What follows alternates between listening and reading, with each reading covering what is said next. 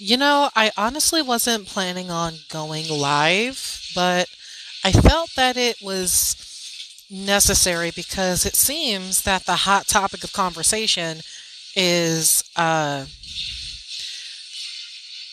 mental health and putting yourself first. Um, and of course, I'm referring to Simone Biles doing what's best for her. And there was some support, but what's more weird is that there was backlash. Why she's putting her mental health first, and white people were like, but my entertainment. Like, for why? Like, that's weird. You do know that's weird, right? And it just reminded me of the last time that I went live and I'm talking about my experience with setting boundaries with my biracial son's white half of the family. And I posted the video on YouTube, and I got negative comments from white people saying that, what, you don't know what racism is, and this is how you're supposed to act in an interracial relationship. And I'm like, really?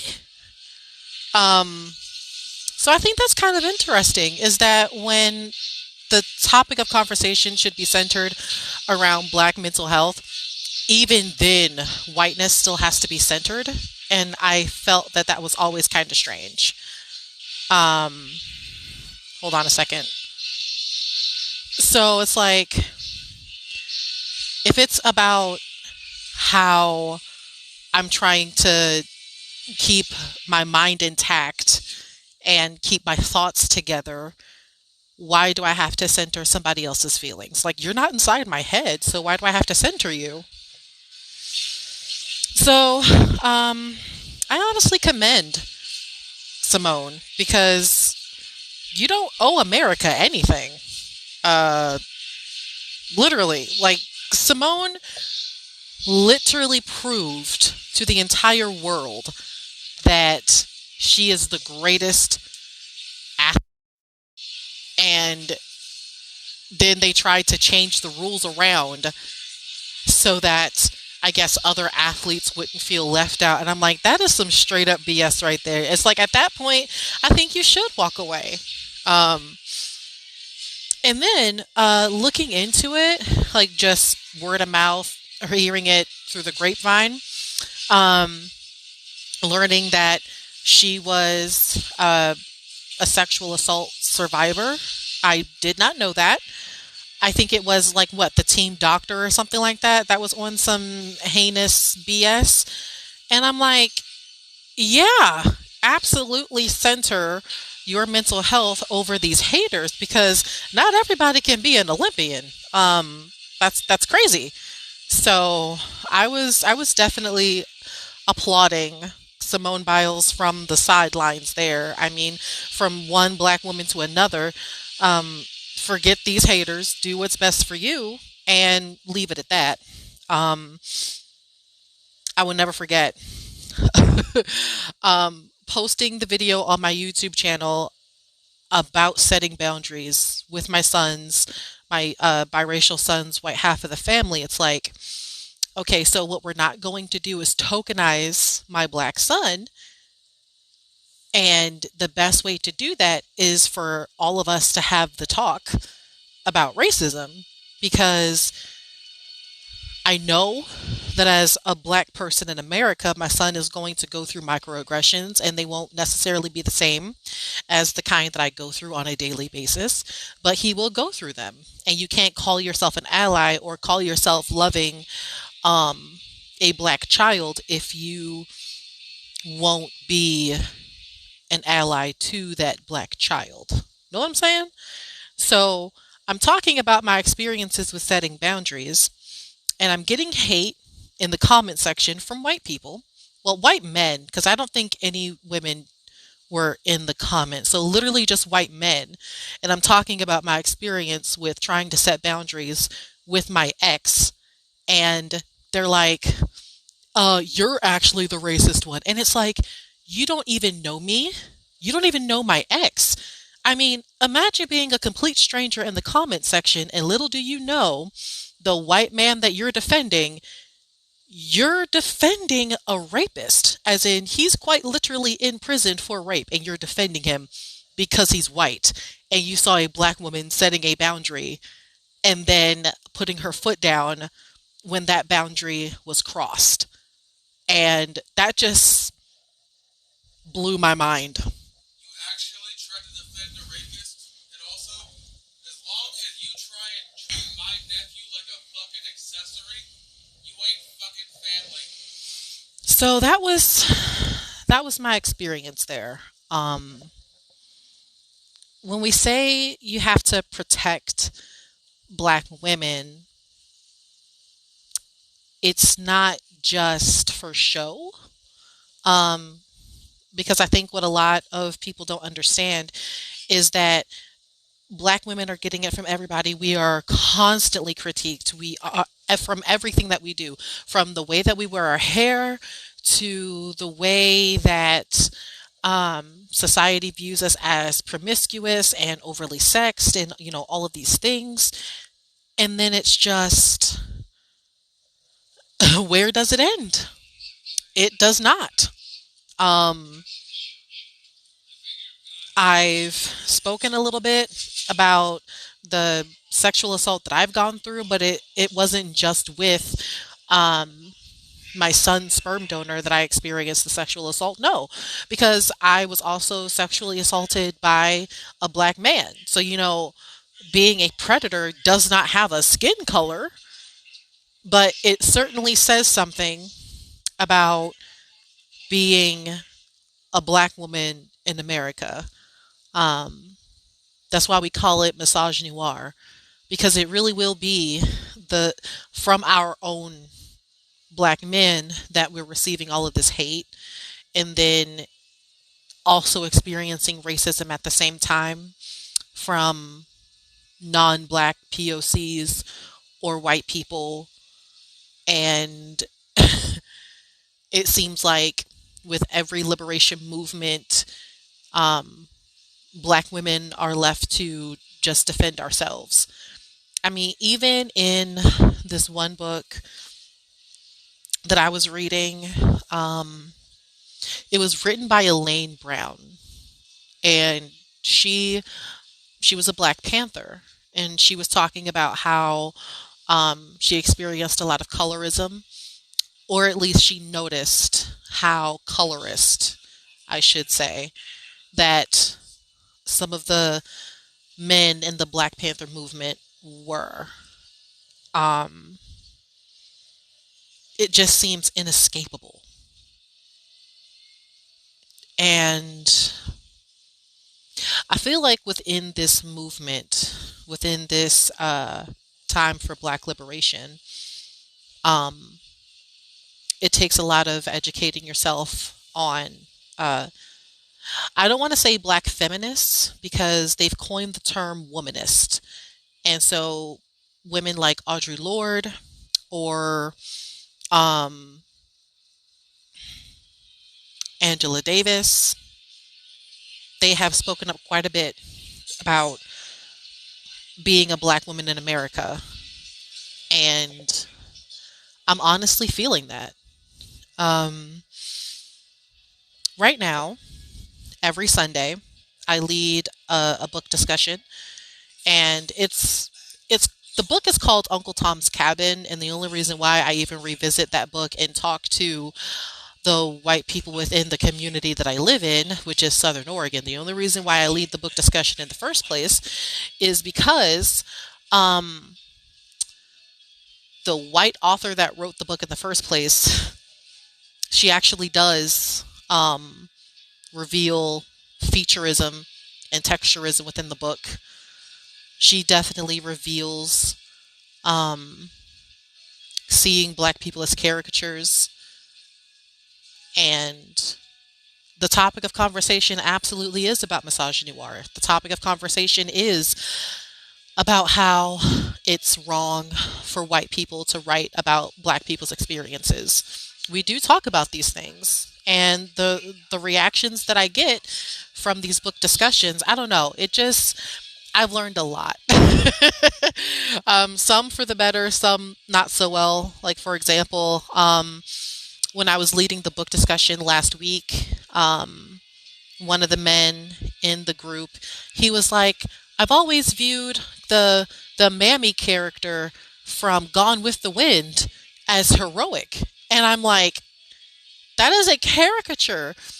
I need you to explain to me in layman's terms how a caricature is heroic, especially in a book like Gone with the Wind. Like, please explain this to me. And that's kind of what I want to touch on, is that in America, it seems that black people are not seen as people still. We always have to fit some type of caricature. We always have to fit some type of role. What happened with Simone Biles, it was very much giving the energy of shut up and dribble, but in her case, shut up and flip. And when the very minute that she centered her own mental health, the way that she said, no, I'm going to do for me. I don't owe America anything. I'm going to sit this one out for myself. People were upset. And it's like, why are you upset? You're not an Olympian. You're not Simone. You're not her mental health. You're not her thoughts. So why are you censoring your own feelings when someone is trying to do better for themselves mentally? So it's like, I'm at a loss for words. Um, I remember I used to work at Blue Cross Blue Shield. I was a customer service representative, and um, they would they would mostly send me calls, and I worked the Medicare side, so I'm talking to people 65 and older usually, and I would get calls from um, either the husband or the wife, and they're telling me, "Oh, my spouse has died," and sometimes they will cry on the phone. Sometimes they will get really emotional about how they can't pay certain bills, and I am just on this phone and I am taking all this in, and I'm just like, this job is really getting to me. Um, and the context behind that is when I'm constantly writing notes for, company record of the conversations that I have with these people that are going through some serious grief, is um, not too long before I started working at that job, I lost my mother.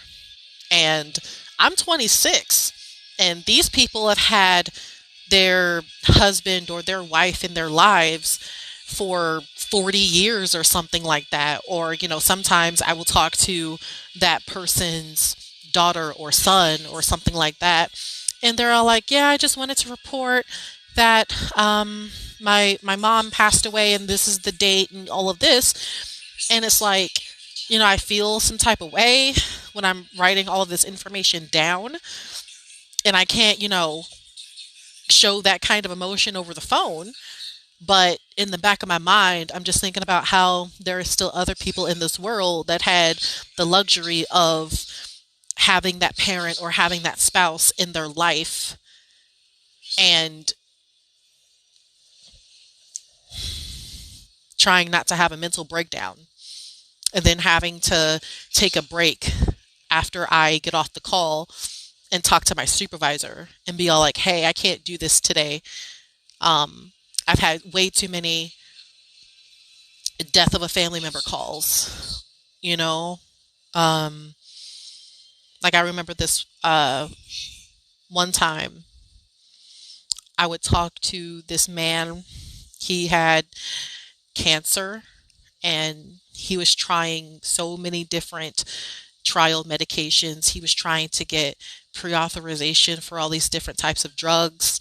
And then, I was going through his notes, and then I finally saw the very last entry in his file, and it was his wife that called in and said that he died. And it's like I had been talking to this man for like 6 months, and then finally he was just gone. Um, like the kind of mental toll that it takes on a person, it just. And so if you have a job like that and you try to take a day, that's important to do that because you don't want to just finally lose it in the middle of a call. And that's where I felt that I was at half the time. And that was just working for an insurance company. But that's part of what I'm saying about mental health. You know, um, one thing that I would like to point out is that um, there's still quite a few people that I went to high school with that's on my Facebook page or whatever. And some of the things that I see them post, like they think critical race theory is wrong or, something like that. And this one girl, um, ex classmate or whatever, she posts stuff like that, that she thinks that critical race theory is wrong to teach in schools or something like that. And I'm just like, wow, okay. Tell me you're a bigot without saying that you're a bigot. But anyway, so um, a couple days after she posted that, she then has this post on Facebook about how she is standing with Simone Biles and her decision to center her own mental well-being. And I'm like, so let me get this straight. Um, you only support black people when it's convenient for you. That's pretty messed up. Um, because it's like you want to maintain this idea, this caricature of the black person that you call yourself supporting because they're famous. But then when it comes to learning about how racism still exists within the systems of America, you want no part in that. You don't want your kids learning about it. You don't want any part of it. And it's like that's a slap in the face to these black athletes that you call yourself supporting. I mean,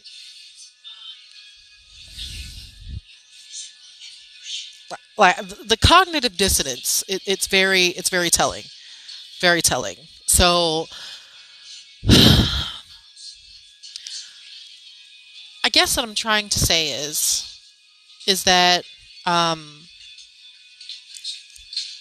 this author that I love, Zora Neale Hurston, she had a point.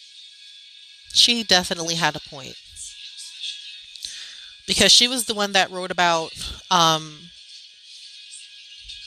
this. It was this article that she wrote called "What White Publishers Won't Print," and she was talking about how in American media, people of color and black people are depicted as caricatures in America's unnatural history museum, is what she called it. And the way that she described each caricature, it really says something, the fact that it's still relevant today. Like her describing how there's there's two different caricatures for black people within this unnatural history museum. She says that one is a shucking and jiving, eyes popping and rolling caricature, and then the other one that she writes about is a sharecropper that's sitting and mumbling about injustice. And that's how she described it. And the fact that we still have that today. I mean, with Colin Kaepernick and him taking a knee, and it's just that the second that black athletes start to talk about the things that they go through because they're black in this country, America just wants to shut them out. They don't want they don't want to have any part of it. They're not supported. But as long as they are dribbling a basketball, as long as they are landing a dismount, as long as they are earning gold medals in the name of America, then that's when they're accepted. And it honestly drives me nuts. It really does. Like, what does that say about black people wanting to be, successful? Is that they risk being tokenized in America? Like, look, this this is a model black person right here because of their success. But then the second that they want to talk about social justice issues, all of a sudden it's a problem.